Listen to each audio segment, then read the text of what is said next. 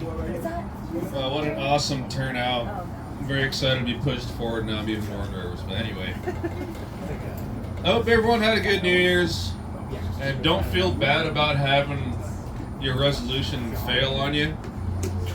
Because not only is that like a normal thing to make a resolution, and then a couple of weeks later, like, nah, fuck this treadmill. I'm just going to go back to the bar. But you have another chance.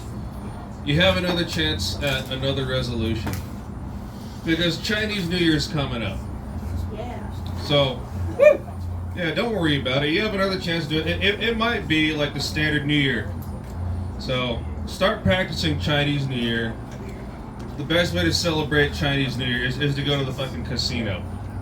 That's the most Asian thing you could probably do. Yeah. I've probably seen you there. I've probably gotten you wasted at the casino before. So that's what you could do. Just get wasted, play some slot machines, smoke cigarettes while wearing an oxygen mask. Carry that oxygen bottle in a trailer behind you while riding your electric wheelchair. And yeah, that'll make the fat golden guy happy. What's his name, Buddha or something? No, not all Asians are Buddhists. Just kidding. But yeah. So that being said, I'm Asian too. I celebrate Chinese New Year, not intentionally. I end up there like during Chinese New Year just because I know the slots are more loose. It's like, oh come on, this is more exciting than the fucking lottery. You see all these fucking colors pop up, and I'm like, dude, I wish I was on mushrooms right now. So then I started selling mushrooms to people at the casino. No, I'm just kidding. That's a lie. Yeah, but it's a very American thing to put your life on the line for an adrenaline rush. You know, I love this fucking country.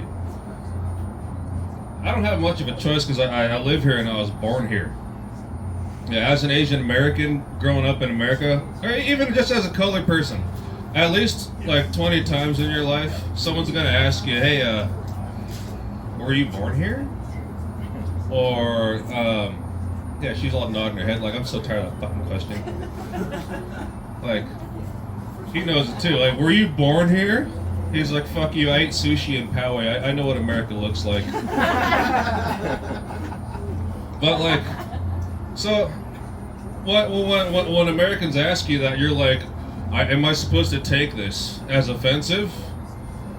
But then when your relative asks you, like, oh, were you born here? And you say, yeah, they're like, you're a fucking piece of shit. You don't appreciate your culture? The only food you know of ours is sold at Panda Express. You're a fucking disgrace. So, you start taking measures to try to, like, seem more American. Look at what I'm wearing. This is my second set of cowboy boots I ever wore. I mean, I got them not just because I'm a blue-collar worker, but we were watching TV, and there's a show, like, it's about some mafia, like some American mafia, and they get into, like, battles with other mafias, and yeah, it's called Yellowstone. Yeah, just a whole bunch of like country gang fights. It's rad. So I got all drunk, went to the tractor supply, like I need to look like fucking John Dutton. I'm gonna get me some boots. So I got them. This is my second pair of boots, and the first pair I bought, I was kind of disappointed. I'm like, yeah, I'm gonna get me some Justins. I looked at the label. It's like made in Vietnam. I'm like, dude, I don't want flashbacks. So the next set of boots I got, I'm all looking at the labels. I'm gonna get me some Ariats. Fuck Justins. I want to boycott these. I'm gonna get Ariats. Well, my dad's a veteran. I'm a veteran. Well, I got kicked out. But anyway, so I look at the labels here, and the Ariats. I'm like, oh, I want these Ariats. I look at the label. It says made in Indonesia. I'm like, well, I'm disappointed. You know. I'm like, oh, what about these Justins? I'm like, oh, this time they're made in Cambodia. So growing up as an Asian American, when you grow up in any country, you're cultured into their beliefs. So you start believing things that you probably in real life don't want to believe them, but it's beat into you. So as an Asian, I think Asians are just like raised naturally racist, you know? Because girl, she's like, okay, thank God I got some backup here. Because your parents are like, oh, did you see that other Asian person who's not our kind of Asian? Aren't they fucked up? And you're like, okay, I'm 9 years old, Dad. I'll believe you. But then the American in me, I'm trying to reason. What kind of boots do I want to buy? Like, do I want the ones made in Indonesia or the ones made in Cambodia?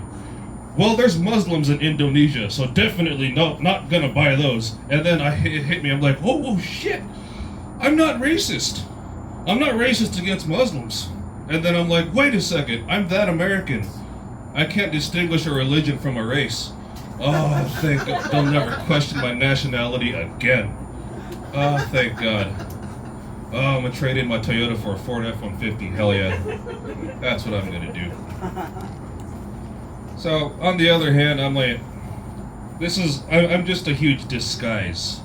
I do this just to throw people off. You ought to see me when I pull up to a bar in the country. I mean, for a California kid, Asian American California kid, anywhere that's considered country is just east of California. Yeah, you grow up in California, it's like, hey, there's white people here too.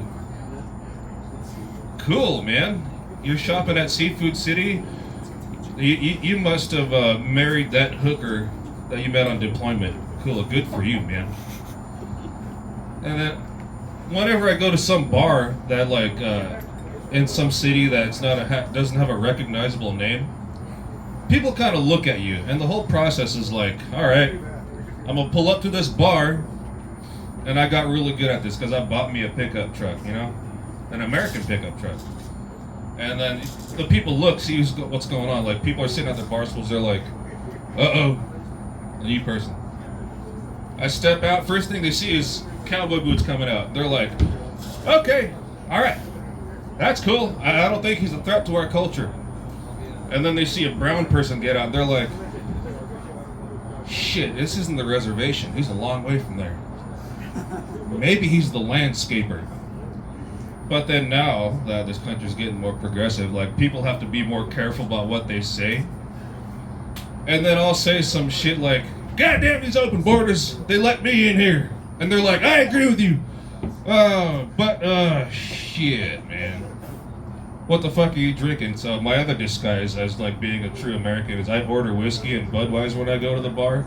That really confuses the shit out of like local bar patrons and some bumfuck country bar. So it's really fun growing up Asian American because people get to play the guessing game with you, and you get to fuck with them really hard. Yeah, like,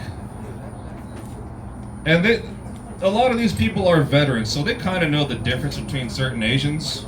Like, if I meet like good old country folks from a bar and I could tell they're a baby boomer, it's like, all right, you probably have Vietnam flashbacks. I'm not gonna say I'm Vietnamese, all right? I'm not gonna guilt trip you saying that you're living on my land just because I'm too lazy to cut my hair. But you know what? We have to be cool, because if you're a veteran, you probably have Filipino children, therefore you're probably my uncle. Well, that's it for me. Oliver Tanacio, thanks for enjoying me.